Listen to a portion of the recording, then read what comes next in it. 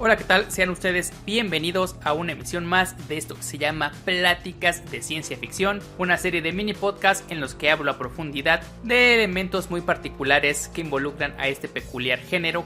Yo soy Cuau del blog Café Anime Live y el podcast de ficciones, y en el podcast de hoy vamos a desmenuzar o a aclarar, a desmitificar, mejor dicho, algo que generalmente se suele asociar con películas distópicas y posapocalípticas, sobre todo con estas últimas, que es la involución social. Hoy vamos a aclarar que la involución como tal no existe. Bien, desde un punto de vista biológico, la evolución es este cambio sucesivo en las especies que se da para adaptarse al entorno en el que viven. Muchos recordarán de la escuela este ejemplo que daba Darwin con los pinzones, o no me acuerdo qué especie de ave, que eran del mismo tipo, pero en cada isla había pues una especie distinta que se caracterizaba por tener el pico de diferente forma, y la forma del pico les ayudaba a obtener el alimento que era distinto en cada una de estas islas, porque obviamente pues el clima, la vegetación, el relieve, ¿no?, la topografía del lugar pues eran diferentes.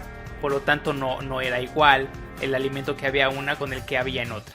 Ahora bien, desde un punto de vista biológico, como digo, esta evolución es un cambio constante, más no lineal en un sentido estricto, porque se van dando variables, entre las cuales se van formando diversas ramas, como en un árbol, que dan diferentes especies.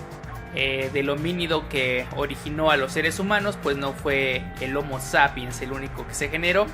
Hubo otros de otras especies que también eran homínidos, como el Neandertal, por ejemplo, y todas las otras especies de las que hemos oído hablar, que no precisamente es que vengamos linealmente de ellos. Tomando este ejemplo de los homínidos, tenemos que al haber un cambio en el clima, ya no hubo selvas tan abundantes como en la que viven los pequeños simios, los que todavía viven en los árboles, sino se generaron estepas, zonas más desérticas, más abiertas. Por ende, pues esas especies se vieron obligadas a caminar a ras de suelo, ¿no? Ya no ir trepando y brincando entre las ramas de los árboles. Al estar a ras de suelo y tener esas características encorvadas, con brazos más largos, piernas y cola prensil, pues les era difícil ver qué había en el entorno, porque los pastos eran altos y por ende eran presas más fáciles, ¿no?, de los cazadores, de los depredadores. Poco a poco la evolución fue haciendo que estas especies se erguieran, se pusieran de pie, tendrían un panorama más amplio, una vista que abarcaba pues más kilómetros. Ya no estaban capacitados físicamente para subir en los árboles como antes tenían, pero ahora ya habían adquirido una marcha bípeda, las manos se liberaron, por ende con el pulgar oponible pues se fue dando la capacidad de crear herramientas. La cola prensil ya no fue necesaria, y para caminar y mantener el equilibrio pues esta eventualmente se perdió, y las cuestiones de mantener el balance se fueron al oído y así. En fin, este cambio se dio pues por el cambio en el entorno, pero no es que si en algún momento los humanos evolucionaran de nuevo a una forma parecida a los homínidos de los cuales se originó la especie, estemos hablando de una involución. No estamos regresando evolutivamente, ¿sí? No estamos dando marcha atrás, sino que nos estamos adaptando a un nuevo entorno. Si en el futuro, por ejemplo, algún cambio climático provoca que las zonas tropicales se extiendan, por ende se pierdan zonas abiertas y todo se vuelva un gigantesco bosque, pues posiblemente especies como la humana tendrían que cambiar y evolucionar a pues un diseño más propio para una vida arborícola, ¿no? Obviamente esto ya no podría pasar, porque ya nosotros con el desarrollo cultural y tecnológico pues modificaríamos este ecosistema para que se adaptara a nuestras características actuales. Pero digamos que en un ideal de lo que sería la adaptación evolutiva, pues nosotros nos tendríamos que cambiar dentro de un lapso de millones de años o miles de años a una especie arborícola.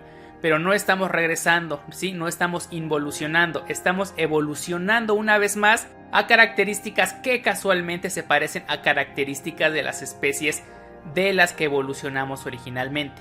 Ahora, en un punto de vista social, antropológico, tenemos que un cambio en la sociedad pues es igual lo mismo, ¿no? Una modificación en la cultura para adaptarse a un entorno. El cambio biológico lleva miles, millones de años y es para adaptarse al cambio en el entorno, ¿no? En el ecosistema en el que vive la especie.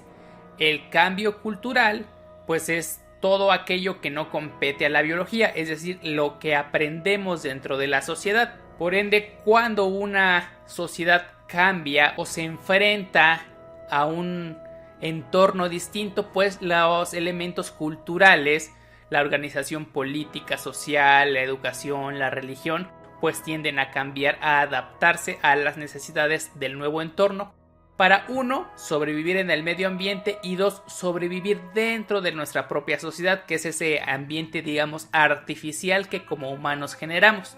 Hay un proceso evolutivo que ha cambiado y que podemos ver y explicar desde diferentes corrientes teóricas, y una de ellas pues sería a partir del modo de producción. Por ejemplo, el esclavismo, el feudalismo, ¿no? El capitalismo, ¿no? Cómo van cambiando a partir de cómo se genera la riqueza, las materias primas, los productos, la organización económica, política, ¿no? Y todo eso. Si en un evento cataclísmico que genere una historia posapocalíptica, como en Mad Max, por ejemplo, se pierden los conocimientos científicos y la organización política que mantenía una cohesión social tal y como la conocemos actualmente, por ejemplo, que se mueran y se pierdan los conocimientos y se mueran los científicos y la gente de poder y los que sabían cómo organizar a la sociedad, pues bueno, quedarán pequeños grupos humanos que, si bien son parte de nuestra sociedad, ya no tendrían esa capacidad de organización social, porque perdieron tanto a sus líderes políticos, morales, religiosos y a sus mentes científicas. Entonces, no toda la sociedad tiene el mismo nivel educativo y las mismas capacidades. Al perder a esa cúpula o élite, como lo quieran ver, se queda una sociedad que no tiene las herramientas necesarias para seguir manteniendo el mismo tipo de cultura o de cohesión de los grupos sociales, y por ende tiene que modificarse y adaptarse. Retomando este ejemplo de Mad Max, pues tenemos un evento cataclísmico que acaba con toda la humanidad, que acaba con pues los combustibles, principalmente la gasolina, el agua.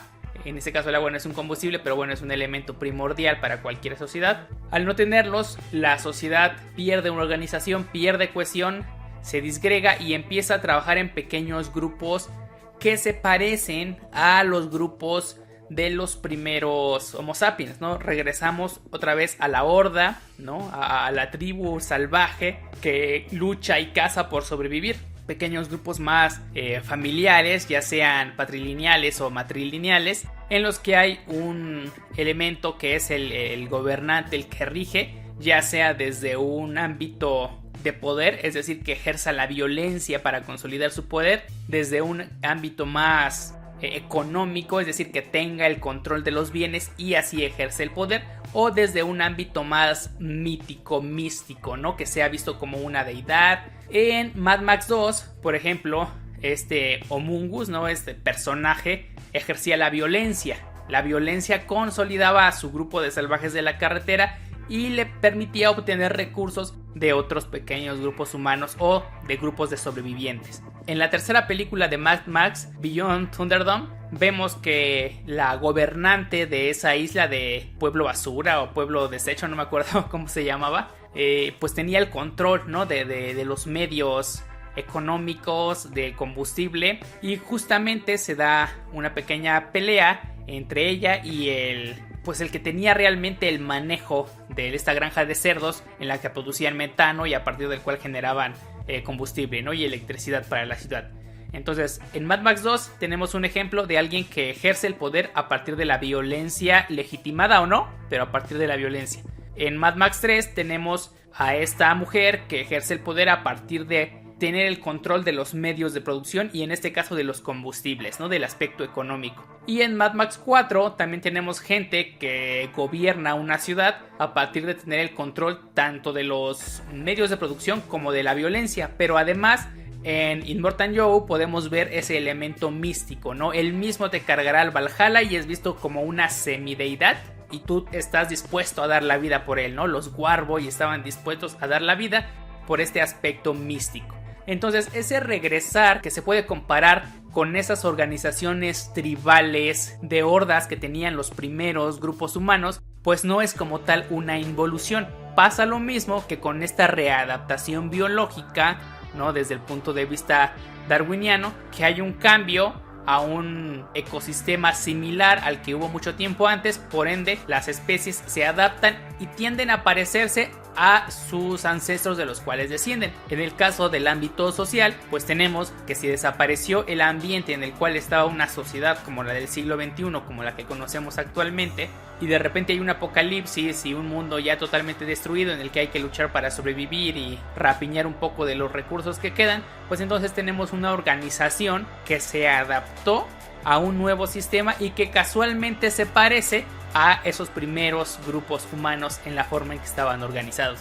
Pero no estamos hablando nunca de una involución social, no puede existir involución social, siempre se está cambiando, evolucionando.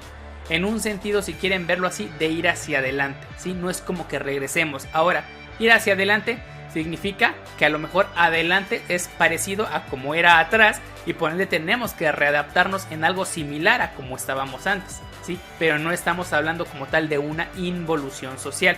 Entonces, en obras de ciencia ficción y sobre todo en obras posapocalípticas, que ya habíamos discutido que no era lo mismo, nunca podemos decir que está una sociedad involucionando. No, está cambiando, está evolucionando para adaptarse a un nuevo ambiente y para ello tal vez requiere parecerse a como era hace miles de años, ¿sí? Pero eso no indica que está yendo en reversa, que está retrocediendo. No, simplemente es un adaptarse una vez más. Y eso implica cambios que casualmente se van a parecer a los del pasado.